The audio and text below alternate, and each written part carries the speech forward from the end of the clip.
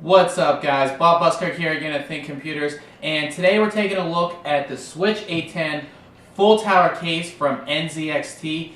This case was pretty much the talk of CES. Everybody was checking it out. Everybody wanted to get their hands on it, and today we finally get a chance to check it out in its full glory. So let's just go ahead, open it up, and check out what's inside.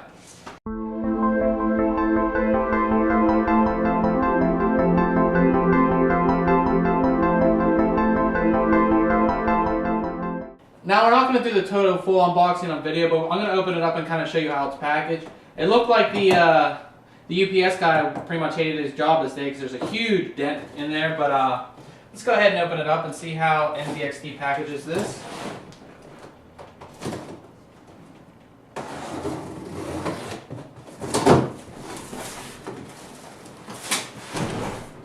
Alright, so as you can see here, if we pull it down, you can see there's two large pieces of styrofoam, and then the case itself is protected by a plastic bag, and then I can already see down here there's plastic all along the front of the case, and I would guess the side panels as well. So very nice packaging from NZXT. So let's go ahead and check it out. Alright, so here it is, the Switch 810 in all of its glory. As you can see, it is a white case. They do offer it in black, but white is just the thing this year. It seems like everybody is coming out with a white case, and the white just looks awesome in my opinion. This is a full tower case as well, so you're going to be able to fit XL-ATX as well as extended ATX motherboards inside here. Now let's start at the front here. You have what looks like a CD-ROM bay or something like that, but if you push it up here, it is actually all of your front panel connections. So you have two USB 2.0 ports, two USB 3.0 ports, an SD card slot, headphone, microphone, reset, and this looks like an LED color switch button, or turn on or off. I'm not sure what that is yet, but we're going to find out. So that's pretty cool to keep it hidden too, to keep the aesthetic of the front of the case pretty nice and clean. You have 1, 2, 3, 4 5¼ inch bays, and the top one here does have the CD-ROM cover. So again, they are trying to keep that nice look to the case. Below here you have, let's see if I can take this off. Yeah, this comes off. So you can see the 140mm intake fan, and then you have room for another one right down there. And this does have a nice filter on it as well right here. So that's pretty cool, and it's nice that it easily comes off like that, and I should be able to put it right back on. So you can see how easy that is, very, very cool.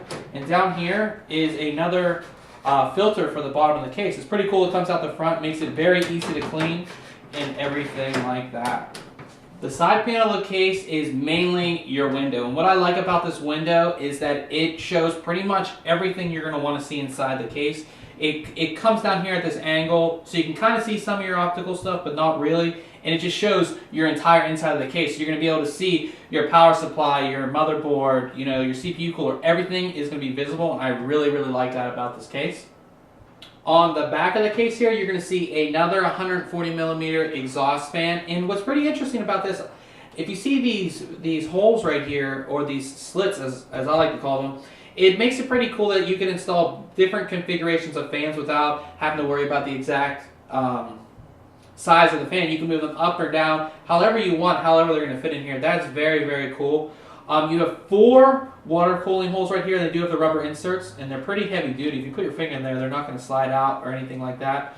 Power supply is mounted at the bottom. You have 9 expansion slots, and you have this pop-out fan filter right there. Very easy to take out and very easy to clean. That would be right under your power supply. And what's interesting about this case, it is a full tower. In a lot of full towers, we only see 2 thumb screws on each side. This one does have 3, which is pretty nice. The top of the case here is very plain. As you can see, it is covered. Keeps the all-white design going into the top. As you can guess, these do open up, so all you do is press this back and open up for cooling and everything like that. The power button is actually up here on the top of the case, and it kind of mixes into the whole design of the case. Also, you have an LED here and one that goes around. I'm guessing one is for power, and I'm guessing this one's for hard drive activity. And I like it because they're really mixed into the case. Now, say you want to change out your fans up here. All you have to do is press down on this, and it pops right open. And you can see there is a 140mm included, and then it looks like you have spots for 2 more. A lot of cooling room. You can do a top mounted radiator here. You can do a lot of stuff. NZXT has made it very easy to do a lot of different cooling options with this case, and this is just one aspect of it. Taking a look at the inside of the case, you can see there is a lot of room. This is because it is a full tower case, so again, you are going to be able to fit an XL-ATX and an extended ATX motherboard in here. And one thing I really like, I'm not sure if you can see in the video, is that NZXT has labeled all of the holes, so you can just go by the guide here. So whatever motherboard you have, you can see where you're going to put the motherboard standoffs inside the case. Looking around here, it looks like we have 1, 2, 3, 4, 5, 6, 7, 8, 9, and 10 cable routing holes, and they do have the rubber inserts, and there's one more up here to do your CPU power. And what I like about this one already is that it is big. There is a lot of room right there. A lot of times cases don't have really big cable routing holes right here for the CPU power, so I like to see that. There is a large CPU cutout, so you're going to have no problem installing your aftermarket CPU cooler with your motherboard installed in this case. Another thing I like to see is the internal USB 3.0, so you have that right there. Nobody wants to route the cables around to the back side of the case. Now starting here, you have 3 toolless systems right here for your optical drives, and then this bottom one, it can be taken out if you like, but it actually is a hot swap for 2.5-inch and 3.5-inch hard drives, and it's accessible through the front of the case here. You have 2 hard drive cages, and I've already removed the screws so we can take them out, but one thing I really want to show you is they have these swivel fans here. So there's one included, so this is a 140 millimeter that is included. So that gives you a total of 1, 2, 3, 4 140 millimeter fans that are included with the case. And what these do is you install them and then you can swivel them however you want the cooling to go. So if you want it to go straight out that way or at an angle up that way, and it's for both cages. Now I'm not going to take the top cage out because the fan is connected, but what I am going to do is take the bottom one out here. And if we take the bottom one out, you can see that we have 3 hard drive bays, and they have the trays here, and the trays fit both 3.5-inch and 2.5-inch hard drives.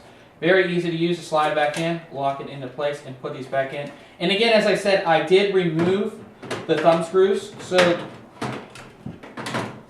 just for convenience for the video, but thumb screws go here, here, and here, so everything locks into place. I do like this. Makes it very easy, and you can see I can pull both out just like that. But I'm not going to pull the top one completely out because the fan is installed.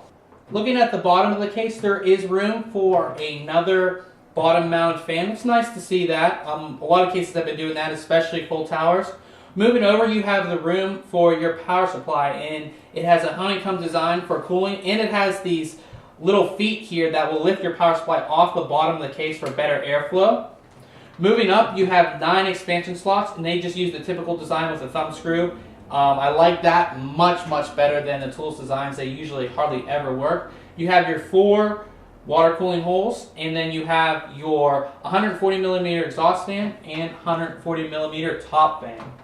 So I took the other side panel off the case so you can kind of see how everything is routed throughout the case. You can see all of the cable routing holes, and you can see this thing in the middle here. And what this is actually just a 3-pin fan connector power hub. So you connect your Molex right here, and you have room for 1, 2, 3, 4, 5, 6, 7 fans that you can connect, 7 3-pin fans that you can connect centrally in the middle of the case. And what's really cool about that is normally with case fans you have to connect them to your motherboard or all over the place or just something like that. It just makes it very inconvenient. So having it right there in the center of the case is very cool. Again, you can see the large CPU cutout right here, and there actually is a good amount of room between the motherboard tray and the back side of the case, so you shouldn't have a problem routing all your cables behind here, keeping the front of the case nice and clean and really good for airflow.